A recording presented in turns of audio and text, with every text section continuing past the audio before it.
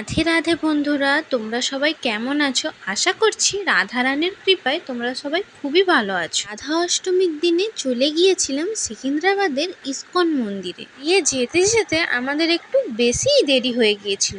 9টায় মন্দির বন্ধ হয়, আমরা পৌঁছেছিলাম 8:30 করে। পৌঁছে যে দর্শন করতে পেরেছি, এটা রাধারানীর কৃপা ছাড়া আর কিছুই ছিল না। আমরা যেখানেই ঘুরতে যাই না কেন, মন্দিরে গিয়ে যে শান্তি আছে সেটা কিন্তু আর কোথাও পাওয়া যায় না। মন্দিরটা কিন্তু খুব একটা বেশি বড় ছিল না, ছোটোর মধ্যে কিন্তু দেওয়ালে দেওয়ালে ভগবান কৃষ্ণ বালরূপে যে লীলাগুলো করেছিলেন, লীলাগুলোর ছবি বড় বড় করে দেওয়ালে টাঙানো ছিল। জিনিসের ছবি লাগানো ছিল যেটা আমি জানি না, যেমন এই জিনিসটা, এটা আমি বলতে পারবো। ছোটখাটো দোকানও ছিল যেখানে ভাগবত গীতা, জপমালা, শিরমালা, জপব্যাগ সমস্ত কিছুটাই বিক্রি হতো। ভাগবত গীতাটা তেলেগু আর ইংলিশে ছিল, বাংলায় কিন্তু ছিল না। আমাদের সঙ্গে কিন্তু গোপুও গিয়েছিল।